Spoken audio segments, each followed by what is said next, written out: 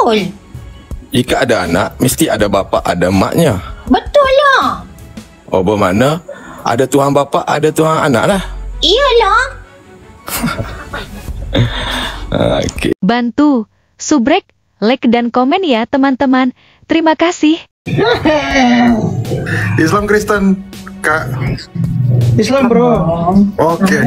Silakan. Ya. Kan kalau di Kristen itu, ini kalau nggak salah dengar ya, kan katanya yang menebus dosa manusia itu kan Tuhan ya?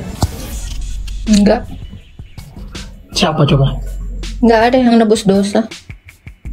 Oh, nggak pakai menebus dosa, nggak ada penebusan dosa. Enggak. Lah yang kalau misalnya berarti semua orang mati masuk neraka dong kalau dosanya ditebus. Enggak, dosa untuk apa ditebus? Terus kalau nggak ditebus gimana tuh? Ya dosa itu harusnya dihapus bukan ditebus, Pak. Oh iya, dihapus. Yang hapus siapa tuh? Tuhan Yesus. Tuhan Yesus. Gimana cara ngapusinnya? Dengan mengalahkan dosa dalam daging. Mengalahkan dosa dalam daging maksudnya gitu? Mengalahkan dosa dalam kemanusiaannya. Oh, dalam kemanusiaannya. Kemanusiaan Allah itu. Tuhan apa kemanusiaan sih yang menghapus dosa? Kemanusiaannya. Oh, bukan Tuhannya. Kan Tuhan itu, Yesus itu kan ada dua sisi tuh, ilahi dan manusia tuh. Yang menebus itu bagian mananya tuh? Yang menebus itu adalah kemanusiaannya, yang melakukan Tuhan. Yang melakukan apanya di penebusan? Iya.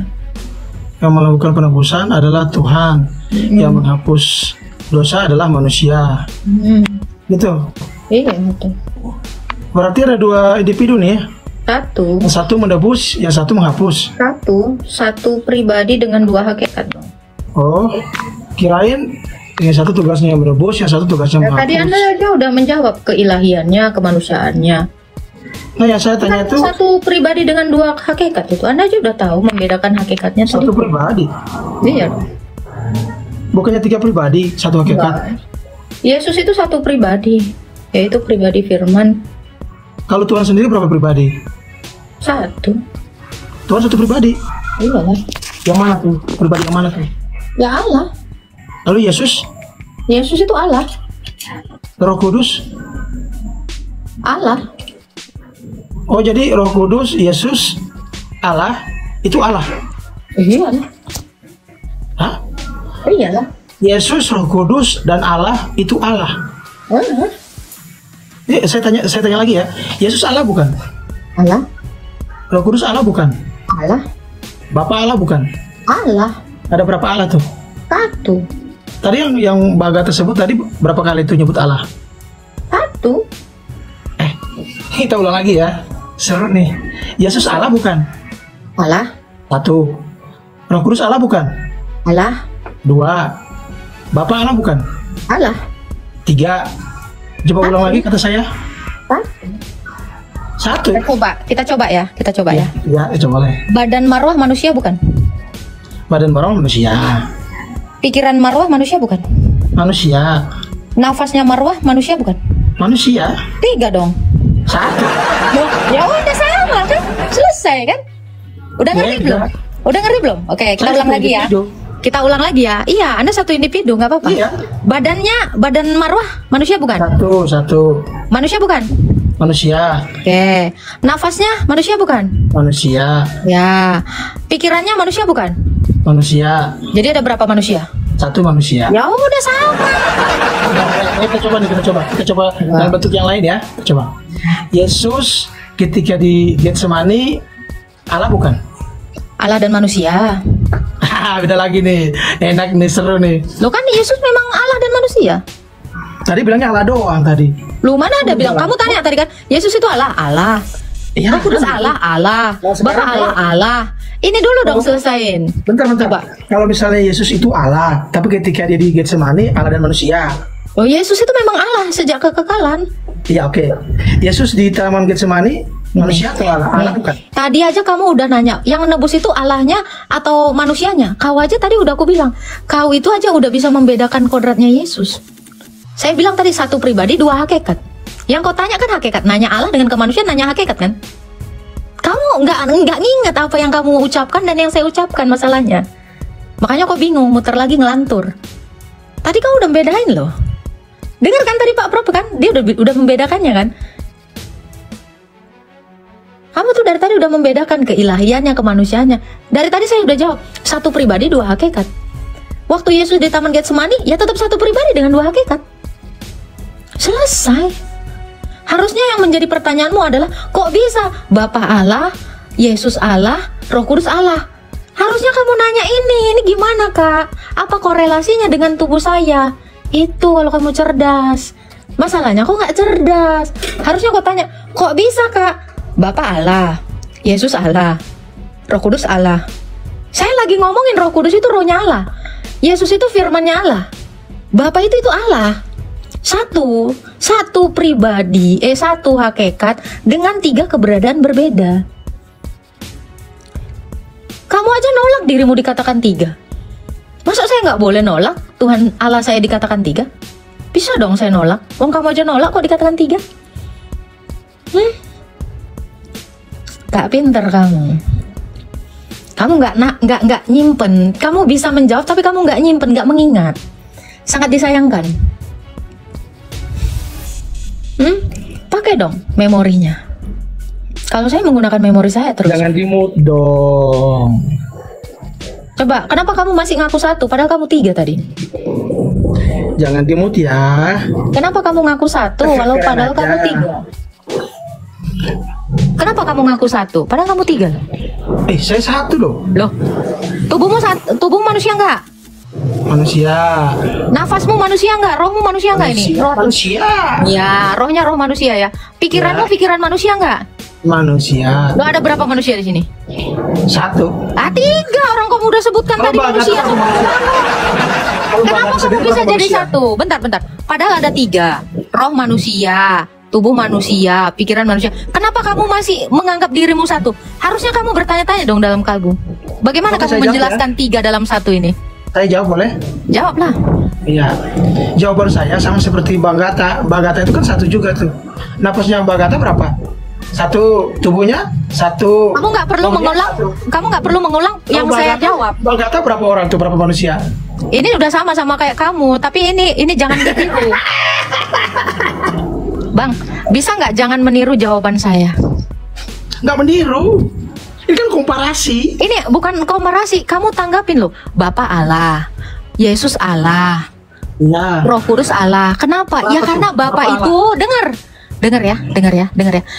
Bapa itu ibarat tubuhmu. Yesus itu firman, ibarat pikiranmu. Roh Kudus itu ibarat rohmu. Jadi kamu bisa menafsirkan ini tiga atau satu? Kenapa harus diibaratkan? Kenapa nggak pasti aja? Loh ini pasti. Tiga dalam satu. Firman, Roh Kudus, dan Sang Bapa satu dalam satu hakikat.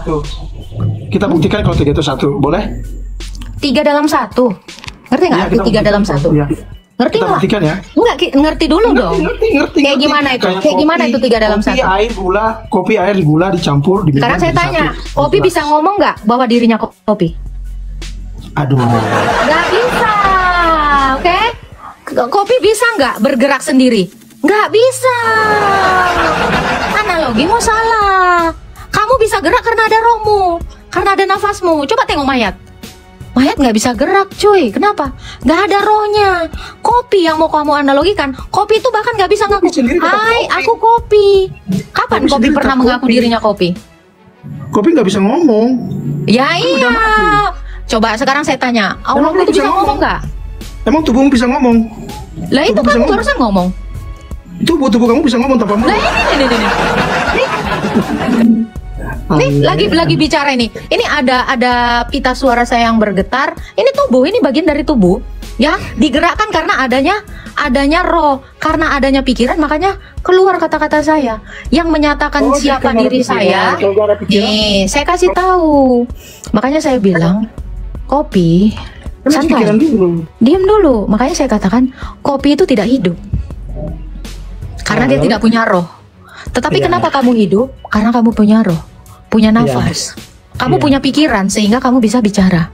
Berarti satu kan? Berarti kamu 3 dalam Satu 1. kesatuan, kan? Iya, satu 3 kesatuan, kan? dalam 1.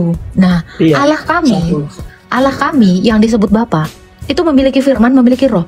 Yesus itu firman, Roh Kudus itu adalah nafasnya, rohnya. Sudah paham sampai sini? Jadi jangan bilang lagi Tuhan saya 3. Satu Satu, berarti? goblok. Ya, udah selesai. Udah kena tadi tuh. Udah kena mental dia. Ya udah selesai. Saya kalau udah dia paham udah. Dia tetap kekeh kan, Prof? Dirinya satu kan? Dia tetap kekeh. Udah kena mental. Masuk kan? Udah paham dia sekarang. Paham. Udah Oh, paham. putus ya? Enggak, aman.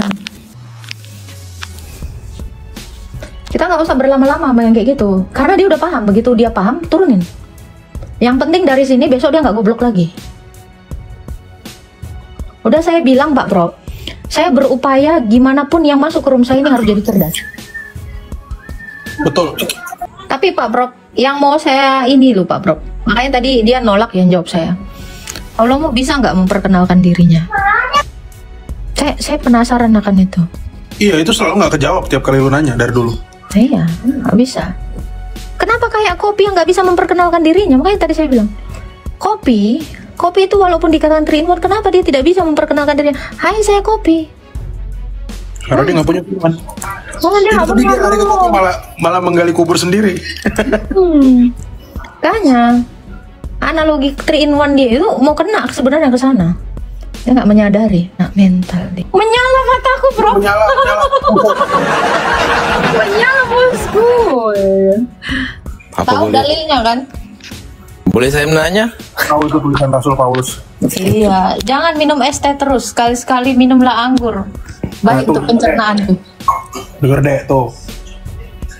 Itu. Halo, Tante Agatha Abe. tuh ngomong tuh. Halo. Ya, Islam Kristen. Hah? Islam atau Kristen, Pak? Oke, silakan Pak. Bertanya apa?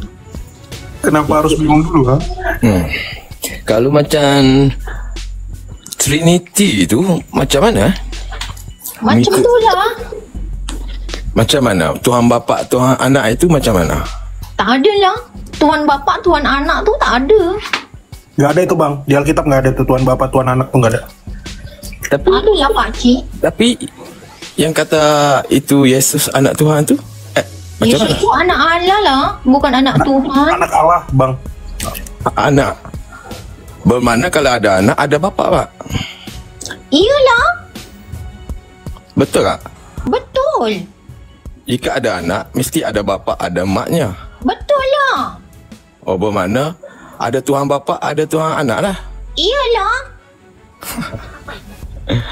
Okey. Saya tanya ni Pak Cik ya. Saya setuju Saya lah. tanya kamu. Saya tanya kamu Sekejaplah dulu. Pak Cik. Gantian lah. Boleh tak? Ya. Bermakna bila ada anak, ada bapa lah. Isa tu siapalah bapaknya? Pak Cik. Ayo lo. Bila ada bapa, ada anak. Bila ada anak, ada bapa, ada ibu lah. Ibunya tu Siti Maria. Bapa Isa tu siapalah Pak Cik? Kalau menjawab soalan itu, Nabi Adam dan Hawa dia tidak berbapa dan tidak beribu. Tapi Adam tu tak Tuhan dilahirkan lagi lah Pak Cik. Isa Tuhan- kan Tuhan mampu. dilahirkan lah Pak Cik. Tuhan mampu menjadikan kehendak dia. Itu saja. Oh, maknanya sama lah Pak Cik. Dan- Yesus tu pun adalah Allah. Tak payahlah dia punya bapa biologis. Sebab dia tu pun punya kuasa. Dia kapan je nak jadi manusia, dia sanggup lah. Ya kan Pak Prof?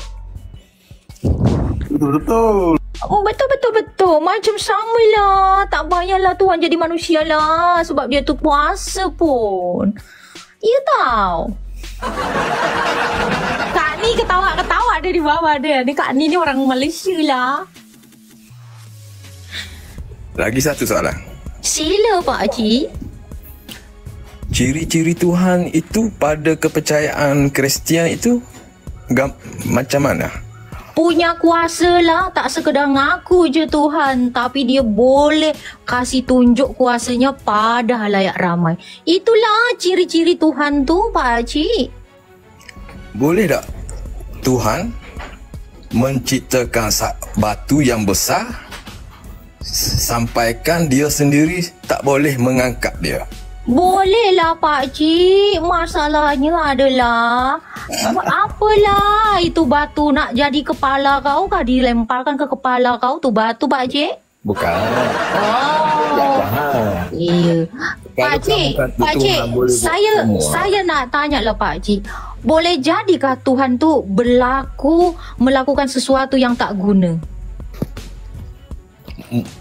Mustahil. Nah, macam itulah soalan kau tadi Pak Cik. Bisanya lah kau bilang Tuhan tu berlakon sebagaimana dia tak ada pikiran, buat suka-suka yang tak ada guna. Nah, jadi Pak Cik ini tadi bilang tak payahlah Tuhan buat sesuatu yang tak guna gitu. Ya, pertanyaan Pak Cik tu pas lah itu. Pertanyaan tak guna tadi tu untuk Tuhan tu. Apalah faedahnya Pak Cik?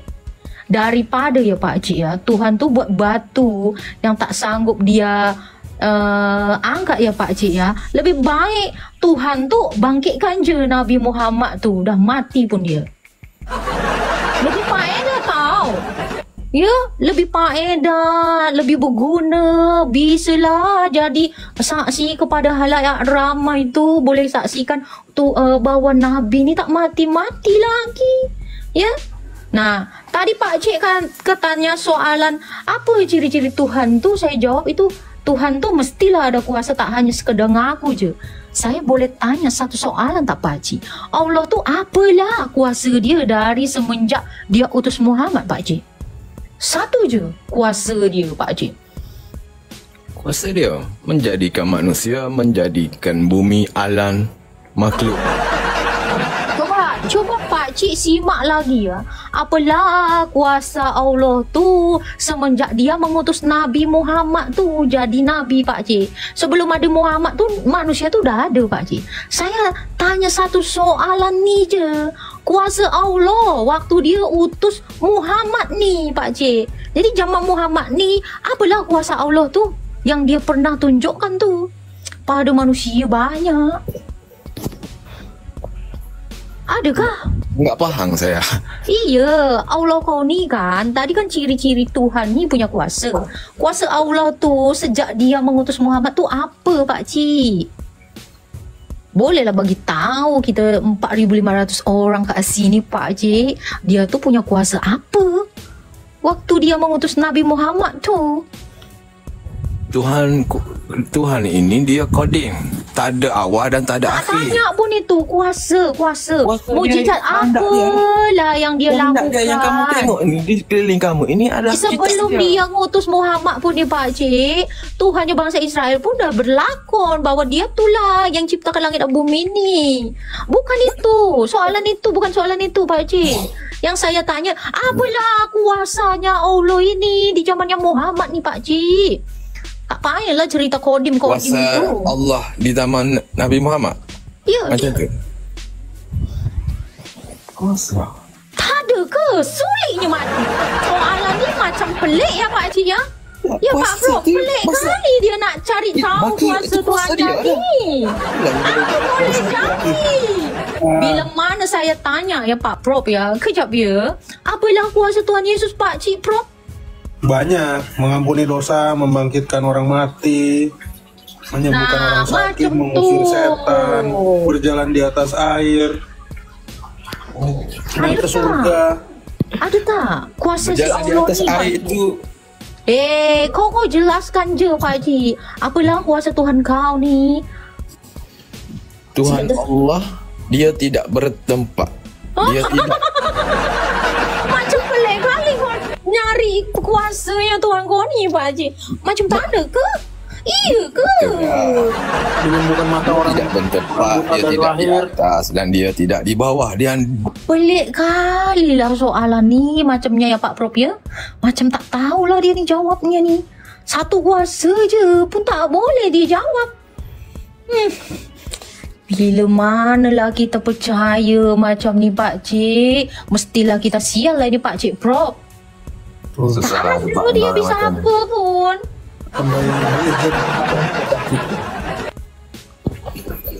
Jom. Kau kabur. Teman-teman saya translate ya, pelik tu susah ya. Soalan ini susah, pelik sekali nak dijabarkan sedikit pun tak payahlah, susah sangat. Macam tak ada ya Pak Prof ya. Agatha ini mode makan cili padi ya. Iya, cabai rawit.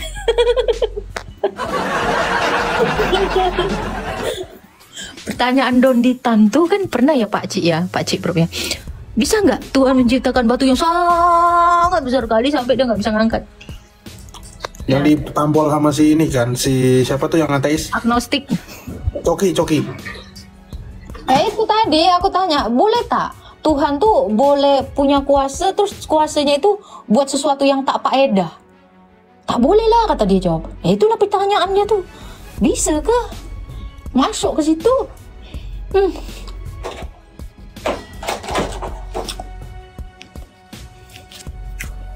Macam sedap lah kulit babi nih. Makin cerdas lah aku nih makan kulit babi nih ya. Hari-hari aku nak makan kulit babi. Saya penggemar setia lah kulit babi nih yang digoreng dengan minyak babi. Kulit babi tadi.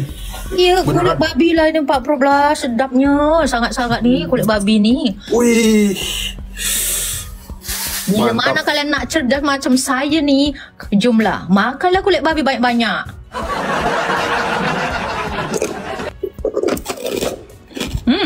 Pak Prof, ini halal tau. Sebab babi ni udah kena sunat lah Pak Prof. Mestilah halal. Iya, udah sunat ya. Sudah sunat lah Pak Prof. Macam mana boleh jadi tak halal bila udah sunat? Atau kan? itu babinya udahlah, kita tunggu aja teman-teman muslim. Udah naikkan lagi ya. Tadi ada yang panas ya. Awal dia Pak Prof. Awal dia Pak Prof ya. Dia typing hina-hina. Begitu temannya tadi yang udah mabuk tadi tuh Pak Prof, yang nggak tahu jawab Musa ke Daud ke yang duluan tuh, yang akhirnya diganti tuh. Dia langsung naikkan saya katanya. Panas dia Pak Prof. Kita biarkan dia mereka supaya panas ya. Kita Mana lagi moderator, naikin dong moderator. capek lah tangan host ni nak pencet-pencet je. Halo Kak Yosi. Selamat malam. Ini Roy. Ini Mas Roy ya? Kak Yosi. Bukan. Kirain Roy Kayosi. Oh, Roy Kiyosi. Bukan. Kak ingin bertanya dong. Kan bahas tentang iman Kristen. Jadi aku ini iman Kristen juga. Cuman lagi kayak apa ya? Mualaf lah. Bingung gitu. Janganlah bingung. Ya karena mungkin di antara mau percaya Tuhan tapi kok kayak nggak ada yang ku dapat gitu. Lebih ke hal seperti itu sih Kak. Oke. Kau nih dapat nafas Kak? Kebagian nafas Kak? Ada? Semua orang yang hidup bernafas Kak. Duh, janganlah kata kau tak kayak macam tak dibagi sesuatu oleh Tuhan. Kau orang ni udah dibagi nafas pun tak tahu diri kau. Gimana coba perasaanmu kalau kau nggak kebagian nafas hari ini? Mungkin nggak ada. Kan Ya kita kalau udah. bernafas, ya Menurut kau dari mana nafas kau itu? ya kalau mau bicara seperti itu, ya seperti itu Kak. Kan kita manusia hidup, bukan cuma manusia ya. Setiap makhluk hidup yang ada di bumi kan punya kesempatan yang sama, kesempatan untuk hidup. Kira-kira siapa yang memberikan hidup? Memberikan hidup, mungkin itu pertanyaan yang menurutku, Kau sendiri yang memberikan hidup? menurutku pertanyaan itu tidak. Coba terlalu- ulang lagi pertanyaanmu yang pertama. Coba, saya mau dengar pertanyaanmu pertama. Jadi pertanyaan, Mungkin ini keresahan ya, kayak keresahan tentang Nggak usah, pertanyaanmu aja kau ulangi yang pertama. iya, tentang Tuhan ini. Pertanyaanku sih belum keluar tadi Kak, cuman Kak udah mulai menjelaskan. Enggak, tadi Aku- pertanyaanmu yang pertama pun kau nggak ingat. Enggak, karena aku belum. Pak, saya merasa Tuhan tuh tidak memberi sesuatu kepada saya gitu tadi, Buan. Kayak gimana tadi? Bukan Kak, bukan. Kayak gimana? Jadi saya nggak merasakan apa-apa. Kamu nggak merasakan apa-apa? sih. Tapi lebih kepada begini loh Kak. Saya orang Kristen, ya kan. Tapi posisi saya hari ini antara percaya tidak percayanya ini kayak tidak ada faedahnya gitu Kak. Ya, percaya Tuhannya tidak ada faedah. Memang nggak ada faedahnya. Memang nggak ada faedahnya. Karena menurutku ya kita percaya, tapi semua orang juga mengalami hal yang sama apa yang saya alami. Jadi tidak ada hal yang membedakan antara orang percaya dan tidak percaya. Oke. Jadi ngapain percaya kalau itu loh, ngapain saya harus percaya? Kamu Sedangkan orang- sebentar. Saya mengerti. Karena kamu berpikir kan, hidup kamu ini cuma di dunia ini kan. Kamu mikir nggak jangka panjang betul. setelah mati? Nah itu pemikiran yang selalu ya Kak, selalu juga mungkin saya tidak dapat jawaban yang pasti tentang hal itu. Saya tanya, kamu takut mati nggak? Mati sih Kak, nggak juga sih Kak. Nggak. Kan hidup Kalau gitu ini jangan ada hidup makan dan mulai mati. dari sekarang ya. Nggak makan. Kalau nggak makan, kalau saya Jadi sakit. disuruh nggak makan mungkin. Masih takut sakit ya? Oh masih takut sakit. Masih takut mati? Masih? Nggak juga. Kalau Nggak mati juga. ya mati. Ya udah, kalau nggak takut Nggak mati, sakit ya sakit. jangan makan, jangan kerja, jangan cari uang. Diem aja coba. Mungkin aku lebih kepada nggak mau situasi seperti itu karena aku pengen menikmati hidup. Coba jawab dulu pertanyaan saya. Masih takut sakit, masih takut mati nggak? Saya takut enggak. Ya saya takut enggak. Kalau gitu Tapi saya jangan mau coba menikmati hidup berhenti saya. napas. Coba berhenti napas kalau memang kamu nggak takut mati. Enggak Kak, saya nggak takut mati. Karena mati hidup itu semua orang akan ngalami. Ya. Masih takut mati nggak? Saya tanya sekali lagi. Ya, enggak. Kalau Ya, nggak Kak. takut mati, jangan kerja, jangan makan, jangan nafas. Cobain, tantang kematian. Saya bukannya nggak mau hidup Kak. Saya bukannya nggak mau hidup. Saya nggak nanya itu kan, kamu bilang kamu nggak takut Karena mati. Kan? karena pernyataan yang nggak sampaikan, Berarti masih takut mati kan? Cuman pura-pura kan? sama nggak beda kita takut atau kita nggak pengen hidup gitu loh. Karena kalau kita menyamakan dua persepsi ini, Oke. sudut pandangnya Kan akan kamu berbeda. bilang kamu nggak takut mati kan? Betul? Iya, Coba tantangin kamu nggak makan 2 bulan. ngapain? Ikan katanya nggak takut mati. Iya, pertanyaanku ngapain Kak? Kamu harusnya Ngapain? mendapatkan jawaban dari pernyataan saya tadi. Kenapa? Kamu Ngapain? makan untuk bertahan hidup. Kalau aku Betul nggak? berpikir, enggak, karena Kalau aku orang yang berpikir- paling pakai logika harusnya gitu. Kamu makan itu Enggak. untuk bertahan hidup. enggak, kalau aku berpikir, kenapa aku harus makan? Ya karena aku menikmati hidupku. Bukan, karena kamu nggak mau lapar. Enggak mau lapar karena aku ingin menikmati, gitu loh. Loh, kok dinikmati hidup? Kan hidup bukan kamu yang memberi. Lah, Berani sekali kok menikmati hidup yang diberikan Tuhan. siapa yang bilang Tuhan yang memberi hidup kan? Terus yang memberimu hidup siapa? Ya, semua karena Kamu, terjadi secara natural. Nah ini, kamu Jadi masih nggak kamu- ngerti. Kalau kamu mengaku bukan Tuhan yang memberi hidup, berarti yang memberi hidup adalah makananmu. Makanya saya bilang, kamu masih mau bertahan hidup, sehingga kamu makan. Kenapa? Karena makanan itu yang memberi kamu hidup. Kamu nggak percaya Tuhan nggak apa-apa, tapi kamu tetap takut mati. Makanya kamu memberi terus makanan kepada tubuhmu, supaya kamu bisa tetap hidup. Masih nggak ngerti? Dangkal sekali cara berpikirmu. Jangan coba-coba ateis kalau belum belajar ateis dari saya. Ya, orang ateis itu dia hidup itu untuk dirinya sendiri. Dirimu sendiri yang menghidupimu kan? Dengan cara apa? Makan. Kenapa? Karena kamu takut mati.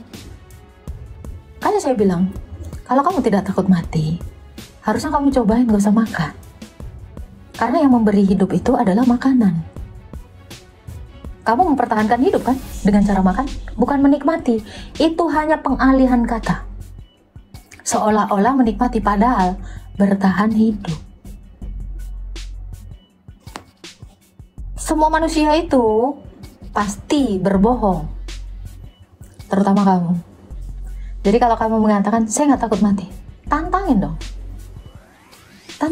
nggak makan 2 bulan, bisa nggak? Karena kamu tadi bilang apa? Tuhan itu nggak ngasih kamu hidup, berarti yang ngasih hidup itu adalah dirimu sendiri. Bagaimana kamu menghidupi dirimu sendiri? Dengan cara makan. Kenapa kamu menghidupi dirimu? Karena kau takut mati. Nah, ini kenapa saya bilang, kamu jangan menilai Tuhan dari 70 tahun kamu hidup. Tapi nilailah Tuhan, manfaat Tuhan itu ketika kamu mati. Apa manfaat Tuhan ketika kamu mati? Menghidupkan kamu. Kamu masih sok-sok hebat karena kamu masih muda. Coba udah 60 tahun, ketar-ketir kamu. Udah ketakutan kau mati. Yakin saya, apalagi kalau udah gak sanggup kerja, gak ada orang di sebelahmu, udah paling ketakutan kau. Saya pastikan kau nangis darah. Sekarang kamu bilang, kayak gak ada gunanya Tuhan itu. Tunggu. Ketika kamu udah di IGD, ketika kamu udah di ICU, ketika kamu udah tua renta, nyari Tuhan kamu. Yakin saya. Lu belum masuk ke fase ateis. Lagi sok-sokan. Itu. Nah, kalau masih sok-sokan, belajar dulu dari dirimu sendiri. Kamu belum belajar dari dirimu sendiri, kamu belum lulus jadi ateis. Belajar ateis sama saya aja. Gitu ya. Di bawah aja. Tungguin. Insya Allah 1 minggu ini kau di IGD. Bantu, subrek, like dan komen ya teman-teman. Terima kasih.